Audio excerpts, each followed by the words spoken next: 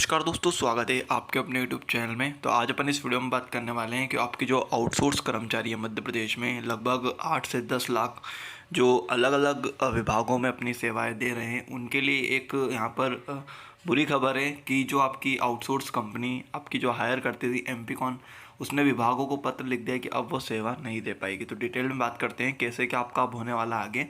उसके अलावा उससे पहले जो लोग चैनल पे न्यू आए हो, चैनल को सब्सक्राइब कर लीजिए, बेल आइकन को प्रेस कर लिए ताकि आपको लेटेस्ट अपडेट्स और इसी जानकारियाँ मिलती रहेगी। तो सीडमैप के बाद एमपीकॉन भी अब विवादों में। पीएफ और ईएसआईसी से जुड़े आरोप लगते रहे हैं। तो इसमें हमेशा जो सीडमैप में भी पहले आपको पीएफ और ईएसआईसी में इस मामलों में आरोप लगते रहे। कभी किसी का ऐड होता था, कभी किसी को सर्विस नहीं दे पाते थे ये लोग। तो यहाँ पर आपके विभागों से कहा है कि कर ले अपना वैकल्पिक व्यवस्था। तो जितने भी आउटसोर्स वाले एमपीकॉन से जुड़े हुए हैं, एमपीकॉन बहुत जल्द आपकी बंद होने वाली है। उसने सरकार को अल्टीमेटम दिया है कि जल्दी से अपनी वैकल्पिक व्यवस्था कर ले ताकि हम ये अपना ख़त्म कर सकें। तो मध्य प्रदेश में कई सरकारी विभागों में, निकायों में आउटसोर्स कर्मचारी हायर करने वाली एजेंसी सीडमैप के अलावा दूसरी एजेंसी एमपीकॉन भी विवादों में रही है। हाल ही में एमपीकॉन ने कई सरकारी विभागों में लिखे पत्र में कहा है कि वह मानव संसाधन उपलब्ध कराने की सेवाएं बंद कर रही है। उससे सेवाएं लेने वाले सरकारी विभाग अपने वैकल्पिक व्यवस्था कर लें।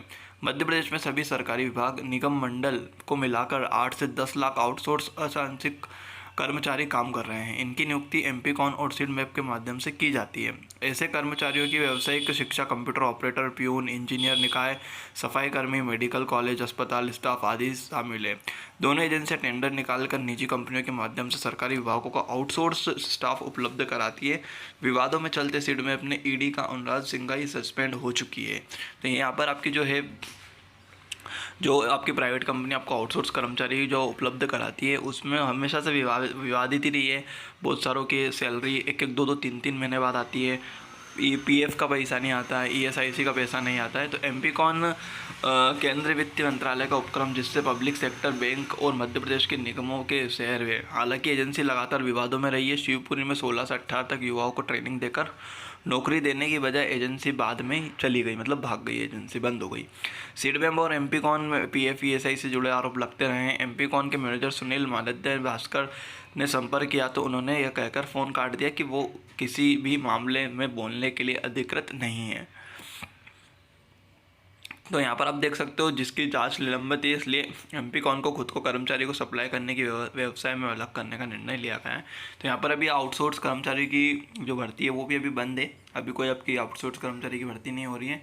यहाँ पर जो एमपीकॉन है, एमपीकॉन ने भी अब अपना हाथ पीछे ले लिया सरकार से, ताकि वो अब कहीं और वैकल्पिक व्यवस्था कर ले। सरकार को अल्टीमेटम दिया है।